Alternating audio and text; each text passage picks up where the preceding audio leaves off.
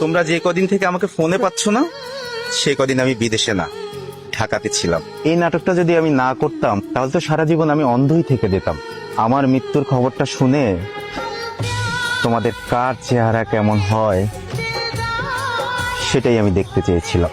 খুব মজা লাগছে এতগুলা মানুষকে নাজাল করতে।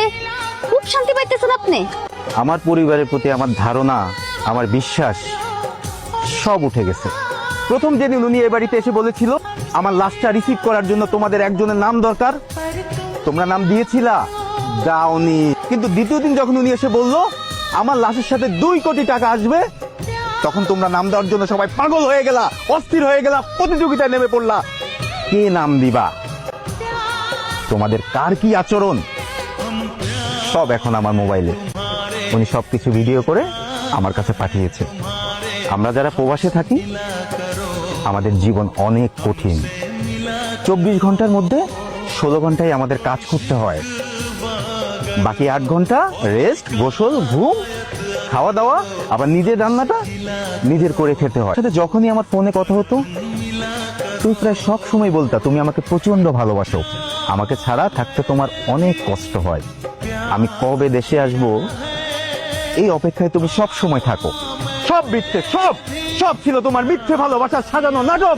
তুমি যদি আমাকে সত্যিই ভালোবাসতা তাহলে আমার লাশটা রিসিভ করার জন্য সবার আগে তুমি তোমার নাম দিতা, কারণ আমি তোমার স্বামী।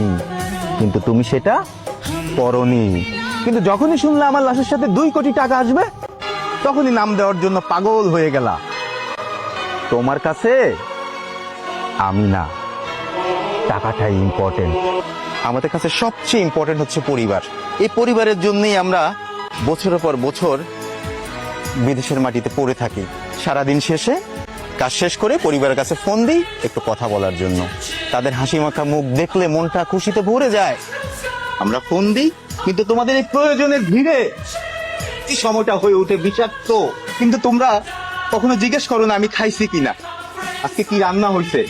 আমার কষ্ট বুঝেছো তোমরা? সবাই ভাবে বিদেশ থাকে, ভালো আছি, ভালো খাই, আরো কত কি। আরে প্রতিদিন একবেলা কম খেয়ে সেই টাকা পুরো আমার জমিয়ে তোমাদের জন্য পাঠিয়েছি, যেন তোমরা সুখে থাকো, ভালো থাকো। টাকা লাগবে তোমার না? ভালো থাকো। আপনি তো আপনার কথাগুলো বলে চলে যেতেছেন, কিন্তু আমারও তো কিছু কথা বলার আছে।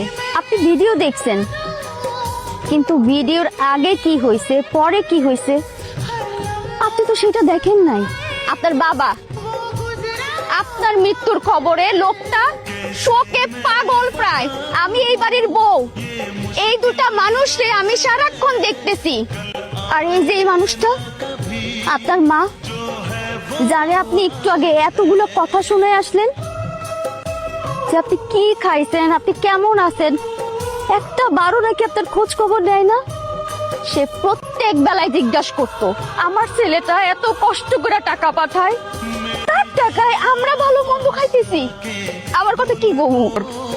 তোরে বিদেশে পাঠায় আমরা কেউ শান্তিতে আসছিলাম না। আমি যা কিছু করছি বাজান, যা কিছু করছি তাকে সুখে শান্তির জন্য করছি এই জন্যে যে এইবার বিদেশ থেকে আইলে তোর আর বিদেশে যাইবার দিয়ে মনে যাচ্ছে এই বাড়িতে থেকে সবাই সাথে তুই সুখে শান্তিতে